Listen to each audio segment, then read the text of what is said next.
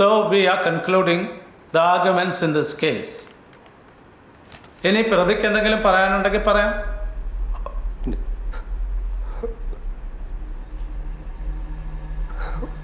ഞാനല്ല ചമ്പകമ്മനെ കൊന്നത്. ഞാൻ അവരെൻ്റെ അമ്മേനെ പോലെ കണ്ടേ. പിന്നെ താൻ എന്തിനാ പോലീസിനോട് അത് ചെയ്തിട്ടുണ്ടെന്ന് പറഞ്ഞത്?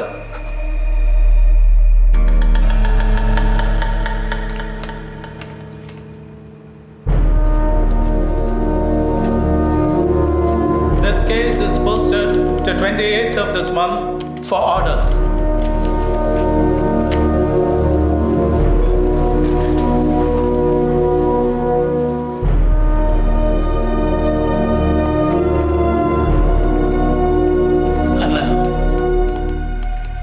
ഹന്ന കഥയുണ്ടാക്കാൻ മിടിക്കുകയാണെന്ന് മനസ്സിലായി. പക്ഷേ അതൊന്നും ജഡ്ജ് ജയദേവൻ്റെ അടുത്ത് ചിലവാവില്ല. കഥയെല്ലാം കഥയായി തന്നെ മൂപ്പരെടുക്കൂ. അതിനപ്പുറം പോകണമെങ്കിൽ എക്സ്ട്രാ ഓർഡിനറി ആവണം. അതിനാദ്യം ഗുരുത്വം ഉണ്ടാവണം. എല്ലാം ഉണ്ടായിട്ടും അന്നയുടെ ആർഗ്യുമെന്റ്സിൽ പവർ ഇല്ലാത്തത് എന്തുകൊണ്ടാണ്? ആ ഗുരുത്വമില്ലാത്തതുകൊണ്ടാണ്.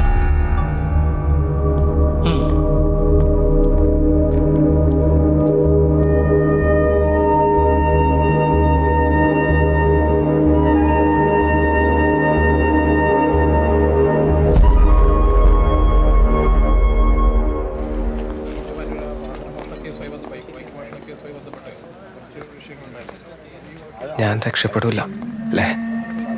ഏയ്, അങ്ങനെയൊന്നും ആലോചിക്കില്ല അജയ. നമ്മുടെ പണി നമ്മൾ നന്നായി ചെയ്തിട്ടുണ്ട്. അത് മതി.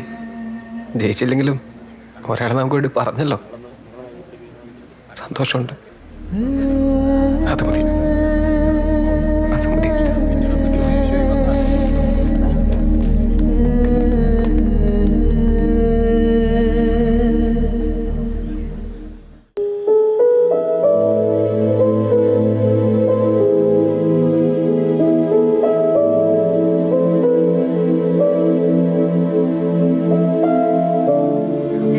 കഞ്ചാവ് കൊണ്ടുവന്നതെന്നാണ് പ്രാഥമിക നിഗമനം.